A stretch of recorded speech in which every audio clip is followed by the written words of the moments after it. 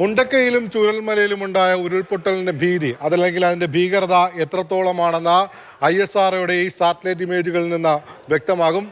ഇപ്പോൾ നമ്മൾ ഈ സ്ക്രീനിൽ കാണുന്നത് അതിന്റെ പ്രഭവ കേന്ദ്രമാണ്. അതായത് മുണ്ടക്കൈക്ക് സമീപമുള്ള പ്രദേശമാണ് അതിന്റെ പ്രഭവ കേന്ദ്രം. Crown of the land slide എന്ന് പറയുന്നത് ഈ പ്രദേശമാണ്. ഇവിടെ നിന്ന് ഒരു മലയുടെ ഒരു ഭാഗം തന്നെ അടർന്ന് വീഴ്ന്നിരിക്കുന്നത് ഇവിടെ അടയാളപ്പെടുത്തിയിരിക്കുന്നത് കാണാം. അതൊരു വലിയൊരു മലയുടെ ഒരു വലിയ ഭാഗം തന്നെയാണ് താഴേക്ക് പതിച്ചിരിക്കുന്നത്.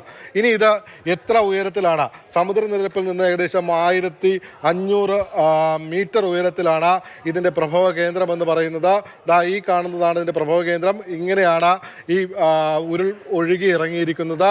ഇത് എത്ര മേഖലയിൽ, ഏതൊക്കെ മേഖലയിലാണ് ബാധിച്ചിരിക്കുന്നത് ചോദിച്ചാൽ, ഇതിൻ്റെ പ്രഭവ കേന്ദ്രമായ മുണ്ടക്കൈയിൽ നിന്ന് അവിടെ നിന്ന് ഏകദേശം 8 കിലോമീറ്റർ നീളത്തിൽ ഇതിൻ്റെ ആഘാതമുണ്ട്. അത് എത്ര വീടുകളെ, അല്ലെങ്കിൽ ദുരന്ത മേഖല എന്ന് പറയുന്നത് 86,000 ചതുരശ്ര മീറ്ററാണ്. ഈ കാണുന്ന മേഖലകളെല്ലാം തന്നെ അതിൻ്റെ ദുരന്ത മേഖലകളാണ്. ഇനി ഇത് പഴയ ചിത്രവുമായി, പഴയ ദൃശ്യങ്ങളുമായി താരതമ്യം ചെയ്യുമ്പോഴാണ് അതിൻ്റെ കൂടുതൽ വ്യാപ്തി മനസ്സിലാകുകയുള്ളൂ. നമുക്ക് ആ പഴയ ദൃശ്യങ്ങളിലേക്ക് ഒന്ന് പോകാം.